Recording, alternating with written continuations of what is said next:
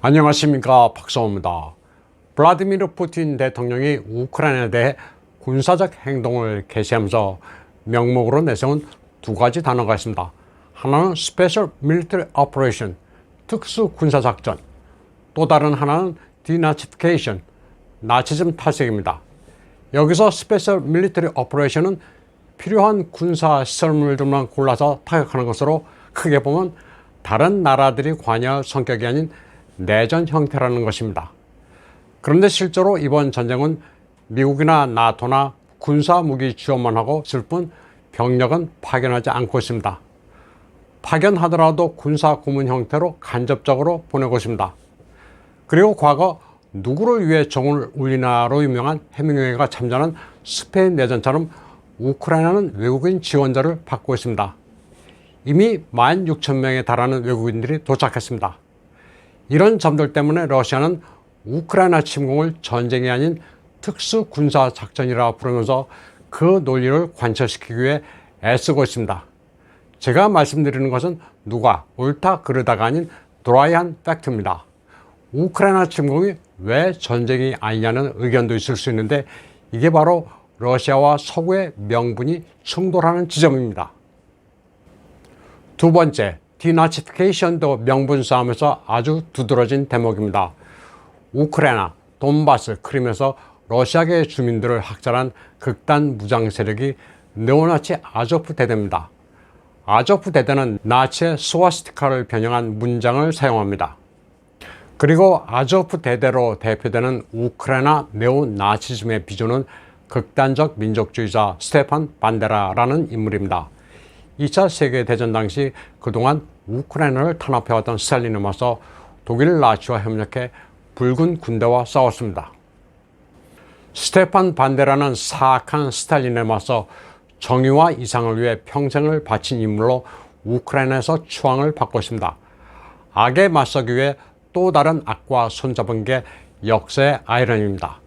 참고로 나치하면 극우라고 알고 있는데 극우가 아니라 국가사회주의당이 나치만큼 좌익 전체주의입니다. 나치와 스탈린의 싸움은 좌파 파시스트 간에 벌어진 것입니다.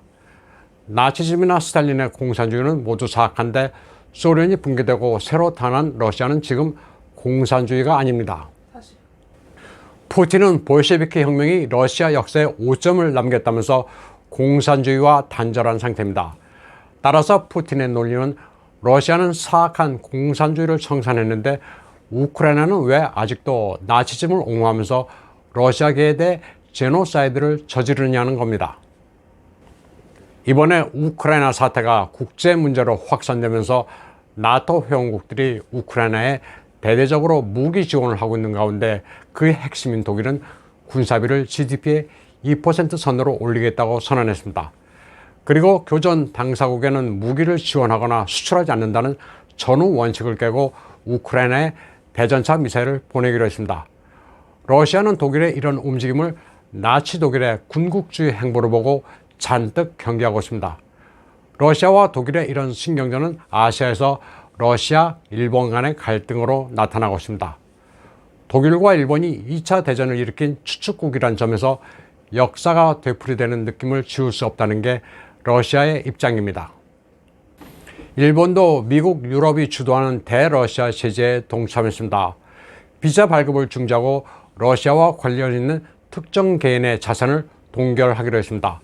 또 VEB, RF와 프롬스비아즈방크, 방크 러시아 등 3개 러시아 은행에 대해 자산 동결 조치를 취했습니다. 그리고 반도체 같은 민군 겸용으로 사용될 수 있는 품목의 수출을 금지했습니다. 러시아에 대한 일본의 제재는 상당히 단호하고 강력합니다. 일본은 또 지정된 러시아 은행들을 스위프트 결제 시스템에서 제외하는 국제적 노력에 기여할 것이라고 했습니다. 확실히 미국 서구편에 서서 눈치 보지 않고 나라의 힘이 있는 만큼 러시아에 맞서겠다는 결기를 보였습니다. 이에 앞서 2월 28일 외무성 구주국장 우야마 히데키는 참의원 예산위원회에서 북방 영토를 러시아가 점거하고 있는 것과 우크라이나에서 벌어지고 있는 러시아군의 침공은 모두 국제법 위반이라는 것을 인식하고 있다고 말했습니다. 일본이 러시아에 대해 취하고 있는 제재는 이런 국제법 위반을 감안하면 정당하다는 취지의 발언입니다. 이에 대해 주일 러시아 대사관은 트위터를 통해 크게 반발했습니다. 일본이 저지른 침략이나 나치 독일과의 동맹을 맺은 점을 감안하면 북방 영토 점거는 처벌로 칠 수도 없는데 100년도 채 안 돼 일본이 같은 짓을 하고 있다고 말했습니다. 과거에는 히틀러를, 지금은 우크라이나 정권을 지원함으로써 두 번째로 나치 정권을 지원하고 있다고 거세게 비판했습니다. 현재 러시아 일본 간 최대 현안은 러시아가 실효 지배하고 있는 북방 4개 도서입니다. 러시아가 이번에 서방에 완전히 패망해 배상이라도 하게 되면 대러시아 제재에 적극적으로 응했으니 북방 4개 도서를 되찾을 수 있지 않을까 속으로 기대를 하고 있는지도 모릅니다. 2021년 7월 러시아 총리 미슈스친은 북방 영토 중 하나인 에토로후 섬을 방문한 적이 있습니다. 그는 여기서 북방 4개 섬과 쿠릴 열도에 면세 지역을 마련하는 식의 외자 유치 방안을 타진했습니다. 북방 영토에 대한 러시아의 입장은 이곳이 개발되니 투자를 하라는 건데 일본은 이를 조롱으로 여기고 있습니다. 2차 대전 말기 일본의 패망이 거의 확실시되자 뒤늦게 참전해 강탈해간 영토로 생각하고 있습니다. 일본의 일관된 입장은 당장 반환하라는 겁니다. 러시아의 2인자 미슈스친 총리가 에토로후를 방문하자 일본은 거세게 반발했습니다.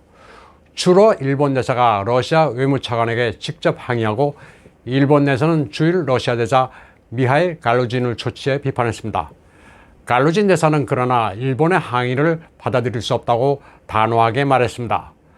본론으로 돌아와 일본이 대러시아 제재에 동참하자 주일 러시아 대사관 측은 일본이 역사를 망각하고 있다고 주장했습니다. 푸틴 대통령이 우크라이나 젤렌스키 정권을 나치즘이라고 비판하자 주일 러시아 대사관 측도 같은 논리를 펴고 있습니다. 주일 러시아 대사관은 현재 소셜미디어에서는 러시아에 대한 정보전이 확산되고 있다고 주장했습니다. 러시아군에 의한 민간시설 파괴는 우크라이나군의 오폭일 수도 있다고 말했습니다. 그러면서 우크라이나 민족주의자들에 의해 돈바스에서 자행된 범죄 행위 영상을 두고 러시아가 저지른 것으로 소개하는 일도 벌어지고 있다고 말했습니다. 이에 대해 고노다로 자민당 홍보본부장은 주일 러시아 대사관에 대해 창피한 줄 알라고 반박했습니다.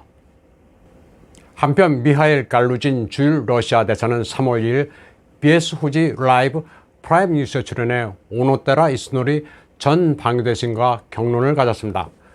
두 사람은 러시아 대 미국, 유럽의 입장을 대변하며 한치도 물러서지 않았습니다. 갈루진 대사는 러시아가 우크라이나 국민을 존중하고 있으며 완충지대라고 여기지 않는다고 말했습니다. 그리고 우크라이나 동부 주민에 대한 우크라이나 탄압과 경제적 봉쇄, 그리고 폭격 같은 무력 행사 등 8년 동안 산적한 문제가 있다고 말했습니다. 이에 대해 오노테라 전 방위대신은 우크라이나의 비무장과 중립화라는 러시아의 요구는 우크라이나의 주권 침해라는 서방 측 입장을 대변하면서 침략 전쟁은 옳지 않다고 반박했습니다. 그러자 갈루진 대사는 우크라이나 사태는 특별 군사작전이지 전쟁이 아니라는 푸틴의 입장을 거듭 대변했습니다. 그러면서 미국이 유고슬라비아, 이라크, 리비아에 무력을 행사할 때 그게 과연 정당한 전쟁인지 질문을 던져보기나 했느냐고 응수했습니다. 사실 이 부분은 푸틴도 여러 차례에 걸쳐 강조한 논점입니다. 나토의 베오그라드 폭격, 카다피 제거, 잊지도 않은 대량 살상 무기를 찾겠다는 명분의 이라크 전쟁을 벌일 권한을 도대체 누가 미국에 줬느냐는 겁니다. 독재자건 어떻든 주권 국가를 마음대로 유린하는 것이 정의냐, 그리고 그 정의는 누가 판단하느냐는 게 미국과 서방에 대한 푸틴의 일관된 논리입니다. 또 푸틴은 핵무기 사용 가능성을 언급하지 않았다고 말했습니다. 핵 억지력을 최고 경보 수준으로 올리라고 말했을 뿐인데 이를 핵 위협으로 과장하고 있다고 강조했습니다. 우크라이나 사태로 국제 무대의 판이 바뀌면서 아베 신조 전 일본 총리는 이제 미국과 핵을 공유하는 방안을 의논해야 한다고 말했습니다. 일본이 NPT, 핵 비확산 조약 가입국인 만큼 직접 핵무기를 보유할 수 없으니 나라를 지키기 위해 미국의 핵무기를 공유해야 한다면서 더 이상 핵 공유를 터부시해서는 안 된다고 주장했습니다. 이에 대해 기시다 후미오 총리는 자국 방위를 위해 미국의 핵을 들여오는 것은 있을 수도 없고 이는 비핵 3원칙에도 어긋난다면서 고려할 가치도 없다고 잘라 말했습니다. 러시아가 유럽에서는 독일, 아시아에서는 일본이 다시 나치즘으로 치닫고 있다는 논리를 펴면서 우크라이나 사태는 유럽이란 지리적 무대를 넘어 앞을 내다볼 수 없는 양상으로 치닫고 있습니다. 오늘 방송은 여기까지 하겠습니다. 시청해주신 여러분 감사합니다.